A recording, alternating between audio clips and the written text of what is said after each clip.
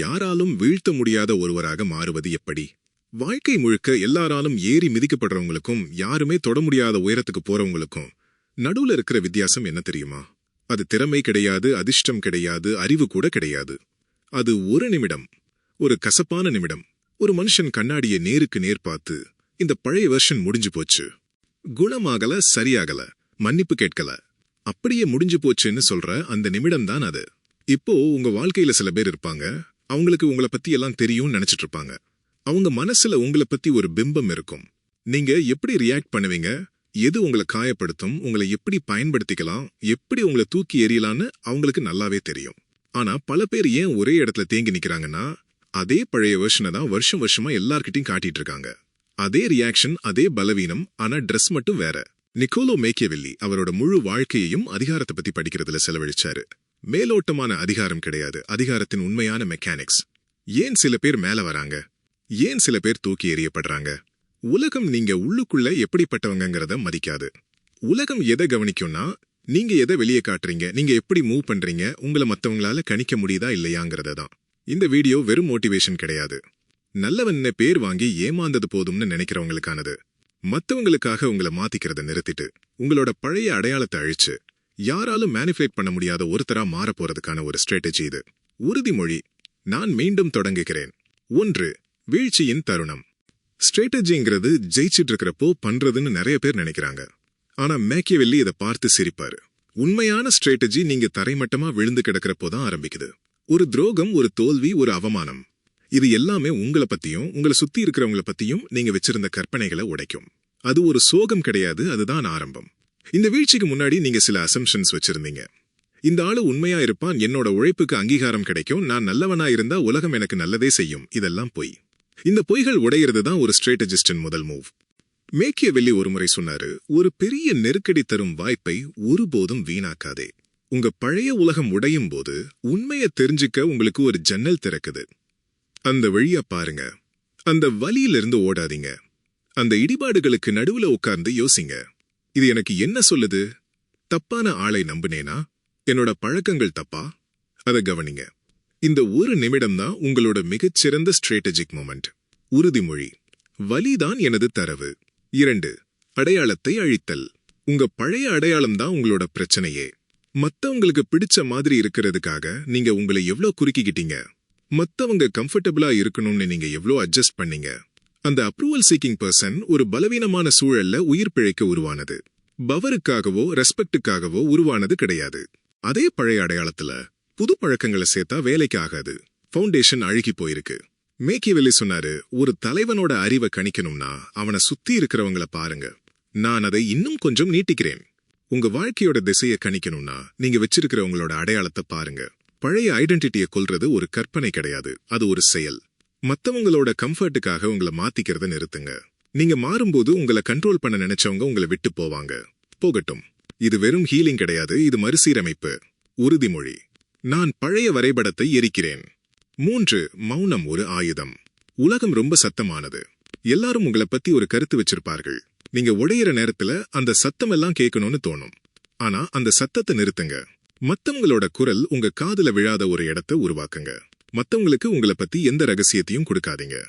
அமைதி பலவீனம் கிடையாது, அது ஒரு ஆயுதம். நீங்க அமைதியா இருக்கும்போது மத்தவங்களுக்கு ஒரு பயம் வரும். இவன் என்ன யோசிக்கிறான், என்ன பிளான் பண்றான்? அந்த ஒரு சந்தேகம்தான் உங்களுக்கான பலம். உங்க பிளானை வெளியே சொல்லாதீங்க. கம்மோன்னு இருங்க. கவனிங்க. தனிமையில உங்களை செதுக்குங்க. உறுதிமொழி. மௌனம் அதிகாரத்தை உருவாக்குகிறது. 4. சுய ஆய்வு.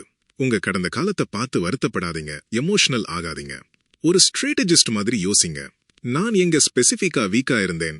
எப்போ உணர்ச்சிகளால என்னோட முடிவு மாறுச்சு? தகுதியே இல்லாதவங்களை எப்போ நம்புனேன்? உங்க நினைவுகளை கேஸ் ஃபைல் மாதிரி கையாளுங்க. ஒவ்வொரு தோல்வியும் உங்களுக்கு ஒரு பேட்டர்னை காட்டும். அந்த பேட்டர்னை கண்டுபிடிங்க. உங்க கடந்த காலம் உங்களோட கதை கிடையாது, அது ஸ்ட்ராட்டஜிக் டேட்டா. உறுதிமொழி.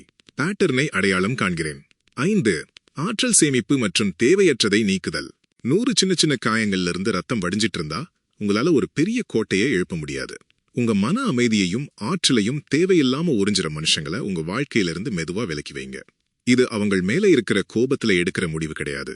இது உங்க வளர்ச்சிக்காக எடுக்கிற ஒரு தெளிவான முடிவு. இந்த மனுஷனோட பழக்கம் என்ன ஸ்ட்ராங் ஆக்குதா இல்ல பலவீனப்படுத்துதா? இந்த ஒரு கேள்வியை மட்டும் கேளுங்க. உங்க நேரத்தையும் கவனத்தையும் எங்கே செலவு பண்றீங்கன்னு நிதானமா யோசிங்க. ஒவ்வொரு சின்ன தேவையற்ற பழக்கமும் உங்க இலக்கை அடைய விடாம தடுக்கிற ஒரு தடையாகும். அந்த தடைகளை ஒவ்வொன்னா நீக்குங்க. அமைதியா இருங்க. வாழ்க்கையில ஜெயிக்கிறவங்க எல்லாரும் பயங்கரமான புத்திசாலிகள் கிடையாது. அவங்க தங்களோட சக்தியை வீணடிக்காம சரியான இடத்துல மட்டும் பயன்படுத்த தெரிஞ்சவங்க. உறுதிமொழி: எனது ஆற்றலை நான் பாதுகாக்கிறேன். 6. பிம்பத்தை உருவாக்குதல். உள்ளுக்குள்ள மாறினா மட்டும் போதாது, உலகம் எதை பாக்குதோ அதுக்கு தான் ரியாக்ட் பண்ணும். நீங்க எதை காட்டுறீங்கிறது தான் முக்கியம். மிஸ்ட்ரி தான் பவர். மத்தவங்களுக்கு உங்களை முழுசா படிக்க முடியலன்னா அவங்க இயல்பாவே உங்களுக்கு ஒரு மரியாதையை கொடுப்பாங்க. காரணம் சொல்லாதீங்க, விளக்கம் கொடுக்காதீங்க. உங்களோட அமைதி பேசட்டும். நீங்க ஒரு ரூமுக்குள்ள நுழையும் போது உங்களோட தோற்றம் அங்க இருக்கிறவங்களுக்கு ஒரு மாற்றத்தை உணர்த்தணும். உறுதிமொழி: மர்மமே எனது கவசம். 7. மனதளவிலான தடுப்பு. நீங்க மாறும்போது மக்கள் உங்களை டெஸ்ட் பண்ணுவாங்க. பழைய பலவீனத்தை தூண்டி விடுவாங்க. உங்களை பழைய ஆளா மாத்த ட்ரை பண்ணுவாங்க. இதுக்கு நீங்க ஒரு ஃபயர்வால் போடணும். உங்களை காயப்படுத்துற விஷயங்களை, தேவையில்லாத கருத்துக்களை உள்ள விடாதீங்க. ரியாக்ட் பண்ணாதீங்க. ஒருத்தர் உங்களை கோபப்படுத்த நினைக்கும் போது நீங்க அமைதியா இருந்தீங்கன்னா அந்த இடத்தோட பவர் உங்க பக்கம் வந்துடும். உறுதிமொழி: நான் வலையில் விழமாட்டேன். 8. உணர்ச்சி கட்டுப்பாடு.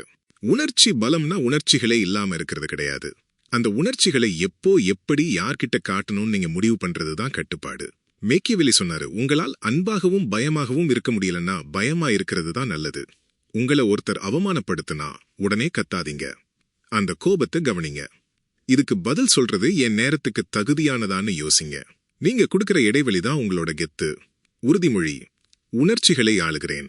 9. பரிணாமத்தின் மூலம் பழிவாங்கல். உண்மையான பழிவாங்கல்ங்கிறது மத்தவங்களை காயப்படுத்துறது கிடையாது. உங்களை காயப்படுத்த நினைச்சவங்க முன்னாடி உங்களை யாராலும் அசைக்க முடியாதுங்கிற அளவுக்கு நீங்க வளர்ந்து நிக்கிறது தான். காணாம போங்க, ரீஃபில்ட் பண்ணுங்க, ஒரு புதிய மனுஷனா திரும்பி வாங்க.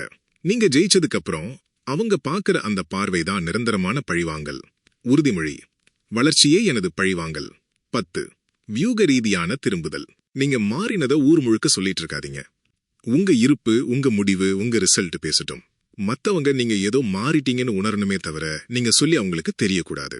வார்த்தைகளை விட செயல்கள் பேசட்டும். 11. தொடர் வளர்ச்சி. ஜெயிச்சதுக்கு அப்புறம் ரிலாக்ஸ் ஆகாதீங்க. உலகம் மாறிட்டே இருக்கு.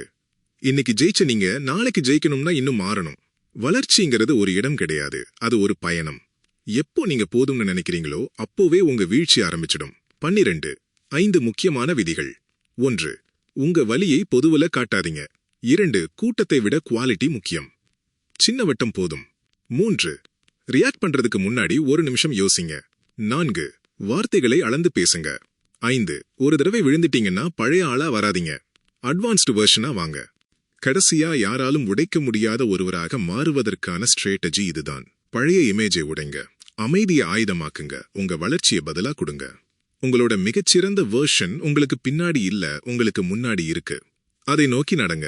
உறுதிமொழி: நானே எனது சிற்பி.